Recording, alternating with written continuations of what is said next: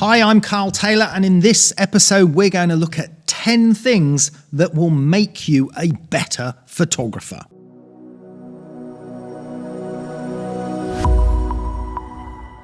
Now, starting off, number one, knowing light. Now, don't switch off, because a lot of you are going to go, light, I know light. The sun comes up in the morning, it goes down in the evening, there's the sky, I know soft light, hard light, and you think you're an expert on light. Well, you're not.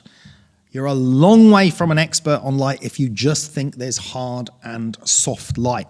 Now, I've got a wonderful quote here from George Eastman, the inventor, the founder of Eastman Kodak Company, one of the biggest photographic companies in the world at one time. He said, "Light makes photography. Embrace light, admire it, love it, but above all, know light for all your worth, and you will know the key to photography." Now, I can tell you with my nearly 30-year professional career that quote is so true. When we talk about knowing light, we're talking about really understanding the fundamental principles of everything to do with light. Things like refraction, reflection, angles of incidence. We're not talking about just soft light on its own, but we're talking about global illumination, fill light, filling the shadows, the density of the shadows, the sharpness of the shadows, how we can control light through projection, how we can combine soft light and hard light and global illumination, and all these other areas that allow us to create these wonderful images. And then on top of that, it's also knowing when. If you're just using natural light alone or doing street photography, for example, it's about knowing when to shoot, when to capture these images, when to look for reflections off of buildings, what time of day to work, what conditions to work, how weather conditions, how all of these things. So even in natural light scenarios, there are many variables and permutations that will change the success of a photograph. And of course, in a studio environment, we have total control over light because we can modify the light to suit our requirements. But that's only really possible if you know light, if you understand about creating mood and emotion and how a certain density of shadow, a darker shadow will create a more ominous feeling in an image, or a lighter, more airy shadow will create a different feeling, or a slightly sharper edge shadow or a slightly softer edge shadow. All of these things will affect the perception of the image to the viewer. And that's really important because, and this is used in cinematography as well, of course, in many famous films, the way light is controlled and the direction of light. If it's coming from underneath, it can look very much more scary or more like a horror scene, kind of like the end of Stanley Kubrick's 2001 Space Odyssey, where he lit the room from underneath in the final scenes to give that ominous sort of presence to the shot. How scenes and images are lit dictates the emotion. And when you really get into that and you really understand it, your photography steps up a whole nother level. So that was number one, knowing light. Number two, narrative. Well, narrative just simply means story. And when you think about an image and you look at an image, we're talking about what that image, what the message is, what it's saying to you. And that's the story. Because every time we look at a photograph, we interpret something. We look for meaning. We look for something a little bit deeper in there. And if your photograph is missing that emotional connection to the viewer, then that narrative isn't there. It doesn't work. And the best photographs have something to them that locks the viewer in, that keeps them thinking about the subject's story or the story of the scene or what's unfolding in the scene, or it's the dynamics of the shot that keep the viewer locked in and held in there. But narrative is absolutely key in here. Narrative is the thing that gels it all together, and it's like a movie. If you've got incredible film, incredible cinematography, amazing actors, and you've got amazing special effects, yourself, you've seen this before, you can have all of that, but if the storyline is bad, the film fails. So narrative is really important equally in stills photography too. Number 3, keeping the viewer in the picture. Now this partly relates to the last one on narrative, but slightly different in this one, because keeping the viewer in the picture is the absolute key to a successful image. And the reason I say that is, if you put a series of photographs in front of someone who'd never seen them before, and they turn the pages of this photographer's portfolio, if they turn the page and they see the image and then they immediately turn the page to look at the next image, you didn't keep the viewer in the picture. And what I mean by that is that they didn't really want to look at the picture for very long. It didn't interest them. There wasn't enough in the image to hold their attention. But it may be that a different photographer's portfolio, the same person would turn the page, look at the image, and they'd be transfixed. They'd be held on the image. But why? What was it about that piece of work compared to the other photographer's work that held the viewer, that kept them looking at the picture? So keeping the viewer in the picture is really, really important. It's the way to gauge how successful an image is, because if viewers want to spend longer looking at a picture, then the picture can be deemed more successful. If a viewer simply turns the page with disinterest, then the image can be deemed as unsuccessful, certainly for that viewer. But across a range of a different audience, over time, you could understand which images are more successful. Now, there are techniques to keeping the viewer in the picture. There's ways of sort of circulating them in the image. Some of this is to do with composition, some of it is to do with narrative, some of it is to do with the dynamics of lighting and how we lock them in the scene. And I use some very specific techniques to keep the viewers locked in my scene, which are to do with contrast areas, sharpness areas, levels of interest, the shape of the image, the way that the viewer's eye is guided around the photograph. It's kind of almost a sort of trickery of where you want them to look, and a pattern of motion so that they stay in the image and circulate around within the image. So those are really important things to consider, keeping the viewer in the picture. And again, those are things that we cover over on visualeducation.com. Number 4, understanding the hero and the supporting cast, and basically the role of the hero versus the supporting cast. Quite often in images, especially in product images or portrait or fashion images, we have the hero, that's the subject, either the product or the model, the person, the portrait subject, and we have the supporting cast, and that is the background items or the props, etc., that are used. And quite often in photography, they can conflict with each other when you get it wrong. You can end up with a supporting cast, too many props, too many background distractions, too many things, lighting in the wrong place, that ends up with the supporting cast being more powerful than the hero, and that's a big mistake. And that, again, causes a failure in the final image. So understanding that role of hero and supporting cast, and making sure that the hero, the main subject, remains the hero, and the supporting cast remains the supporting cast, and there isn't some sort of extra item in the background like shouting wildly, hey, look at me, and distracting away from the hero. This is really, really crucial. This is something I talk a lot about on our platform, in our photography brief challenges and some of our critique shows, where you see so many times that the photographer hasn't identified what is important in terms of that relationship between hero and supporting cast. So that is one key thing to think about that can dramatically help and improve your photography.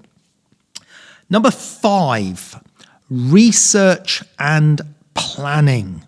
Now, it sounds almost a little bit formulated. A lot of photographers think, no, I just want to wander the streets and see what happens and see what I get. And that's okay, but you actually had to decide which street to wander, or which city to wander, or what type of shot you want to take, or maybe what time of day was going to be best for commuters getting on the train to capture those images, or sunlight bouncing off of a building, or a particular event happening at a particular place in a particular time, or a certain state of tide, or a certain state of weather, or a certain position of the sun or the moon, etc., etc. And really, to understand all of this, you've got to do a bit of research. You've got to do a bit of planning. You know, some of the best National Geographic photographers over the years They don't just wander willy-nilly with a camera all of the time, hoping to get that amazing shot. Of course, sometimes they do, but a lot of it has come down to researching the subject that the article is about, researching the people, the culture, so that you give yourself the very best chance of success in the image. Because if you don't do research and planning, you say, hey, I'm going to go and take some seascape images today, and you arrive and the tide is out a mile further than you expected because you didn't research the tides and realize that the tide's not going to be where you wanted it for another 6 hours. So these are simple things: weather research, maps research, Google Maps. I've planned a lot of my city shots just using Google Maps and using Street View to figure out where might be a good position in relation to that bridge or that building and this particular time of year in relation to where the sun will be. Because obviously, as we all know, different times of year, the sun's at a different height in the sky, different position in the sky. So you can figure all these things out in advance before you even do the shoot. So research and planning can go a long way to the success of your pictures. Number 6, people skills. Now, this is pertinent to all types of photography, in my opinion, whether you're a street photographer, just taking shots of grabbing shots here and there, you're still having to occasionally speak to people or deal with people, ask permission from people for a photograph.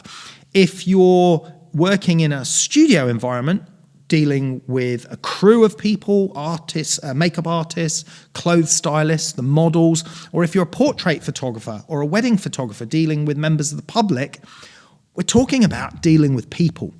And your rapport and your ability to communicate well with people, make them smile, make them feel comfortable, make them feel at ease, that goes a huge way to contributing to the success of your photographs. So people skills is very, very important. Some photographers are more introvert. They don't want to deal with people. They're more happy just shooting products and, that sort of thing where they can just focus on those sort of technical aspects. But even then, you're still going to have to deal or work with a client or an art director. So people skills can still be important, but certainly if you're in a public-facing role such as wedding, portrait, or working on fashion photography where you've got to collaborate with a team, then the people skills become really, really important to the success of the shoot, because the whole mood of everyone working with you and how that ambience and feeling is going to dictate the success of the shoot. Number 7, practice. Now, this is the one that we all hate to hear, I guess, because you kind of feel like you just want to be good at something straight away without doing the work. But the reality of it is no one's good at anything without practice.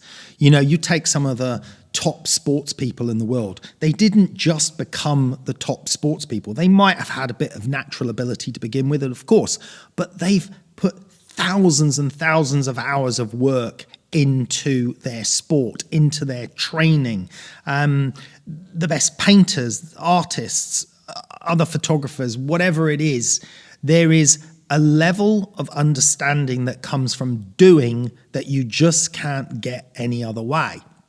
Now, that might sound unusual coming from me, where we run, one of the best education platforms online, but we still try to instill that you take that knowledge that we give you and then you use it via practice to get to perfection. Perfection obviously doesn't exist, but we want to get towards it and as close as possible. And the only way to do that is through a huge amount of practice. And the practice part of it, that process, should be enjoyable. It should be something that you really value and you really want to do, because it's part of the learning process. A lot of people don't like to hear this because people are scared of failure. I'm not. I've failed so many times in different images or different things, different creations that have gone wrong, haven't worked out. But from every time that's happened, I've learned something, because literally, and it sounds like a cliche, but literally failing at something is your best foot forwards to learning how to do it better or learning how to do it differently. And it's that process of practice that makes you go, oh, that didn't work, so I need to do it like this, or that didn't work, or why didn't that work, and analyze it. And not becoming upset because you failed, but actually valuing that information and using it to your advantage to move another step forwards. You may not even fail. You may just practice and get better and better and better, but the continuous practice and hours that you put in makes a huge difference to your final ability to master something. So practice, super, super important. Number 8, be aware of the details. What do I mean by that? Well, a lot of photographers, I find, especially those that are starting out, they'll take photographs and they don't look at them in the same clinical way that an experienced photographer might. They're not looking at, hold on a minute, is that thing in the background slightly distracting, or is this position I'm in, meaning that object that's coming in the corner of the frame is there, or if I move here, it won't be. It's looking at those finer details around the image and not just getting overwhelmed by the subject and thinking, wow, the subject looks great. It's a little bit like going back to that hero and supporting cast.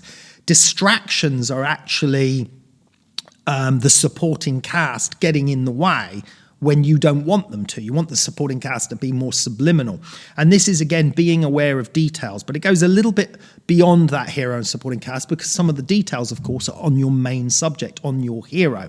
And it might be things like the fold of a dress or the position of the hair or this. And whilst we can use Photoshop to correct a lot of these things, if you can correct them at the time of shooting, you can save yourself a lot of trouble. So being aware of details is hugely important. But that may well run beyond just details to do with items sticking in the shot or et cetera, et cetera.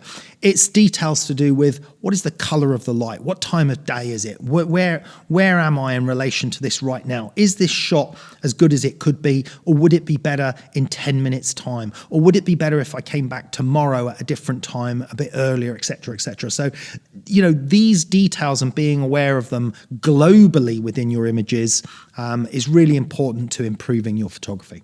Number 9, shoot more slowly. One of the things that people do when they're nervous or they're unsure of themselves is they go at things at 1,000 miles an hour. They tend to get like, oh, we've got to do this really quickly. I'm going to do this. I've got to get that done. They somehow seem to think that by operating more rapidly is going to somehow improve things, or it's going to make the result arrive, maybe because they think they're doing more things that they'll get there. But actually, often the opposite is true. If you calm yourself down, slow down, and shoot more slowly and think about what you're doing, then the results are often better because they're more thought through. This is one of the reasons I actually love shooting medium format, is because it uses a much slower methodology of shooting because the cameras can't shoot really rapidly. Now, don't get me wrong, there are situations like sports photography or wildlife photography where you need to rattle off 20 frames per second so that you've got that one particular chance of getting that image. But I've seen fashion photographers on shoots, inexperienced, and they just get very flustered, and one of the reactions is to just start taking lots of pictures. Go, yeah, left, right, left, up a bit, down. Oh, can you move? Yeah, blah, blah, blah, blah, blah. And it's because they have no confidence in their own ability, and they're trying to sound more confident by constantly talking or constantly looking like they know what they're doing. But the reality is they end up with 1,000 photographs that are not very good. Whereas if they had just slowed the tempo down, thought about what they're doing, thought about, hold on a minute, that light should probably go around there a little bit, or maybe I should go here.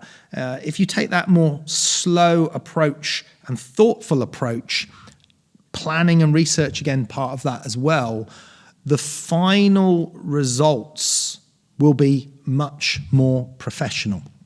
So slow yourself down, shoot more slowly, don't be in a rush, think about things more carefully to actually execute the shot that you want. One of the ways to think about photography is rather than sort of going out there and grabbing images, instead of taking images, think about making images. So what you're trying to do is you're trying to create the image in your mind first that you want to capture, and then you're building that image from your initial creative thoughts. So you've pre-visualized the image or sketched it out, as I often do, and you've got a great idea of the image you want to create. And rather than just snapping away, hoping you'll get it, is instead make the image happen, build the image, plan it, research, figure out all of the other items that I've just discussed previously, and then you'll find the whole thing can come together. So it's all about just slowing it all down, slowing down that whole creative process. Shooting more slowly can be a big part of that. Now, finally, number 10, look more closely at other photographers' work. And I mean other good photographers. Photographers' work that you respect. Photographers' work that you think, wow, I really like that guy's lighting or that girl's dynamics of composition. Think about what it is that you like, or if you can't even identify what it is you like, but you can see there's something you like, bookmark that photographer, bookmark their website, and then sit down one evening, study their work, and try to figure out what it is you actually like about the shots. Is it the composition? Is it the lighting? Is it the narrative? Is it the mood? Is it the emotion? All of those things, start to work it out. Because when you start to look at really good photographers' work and try to break it down, you start to, dissect the puzzle and solve it. You start to figure out the components that are necessary to make a great image. As a matter of fact, on our website, we've got a great blog post. I think it's called My Favorite 51 Photographers. I need to update it a little bit, actually, because there's a few more that I've come across since then. I might do another blog post. But in the meantime, this particular blog post on My Favorite 51 photographers, it covers a lot of photographers across different genres, from product photography to artistic, fashion, all sorts of ones. And these are some of the photographers whose work I really respect. And, I often, during my career, have looked at other photographers' work over the years and tried to study and break down what it is about their work that really appeals to me. And as you learn more, you start to dissect their work more, and then you can actually figure out what it is about their work that makes a successful image. So looking closely at other photographers' work and studying it and trying to understand, break it down, why you like that work can go a long way to improving your own photography. So those were my top 10 things that will make you a better photographer. I hope you enjoyed this episode. I'm Carl Taylor. Thanks for watching.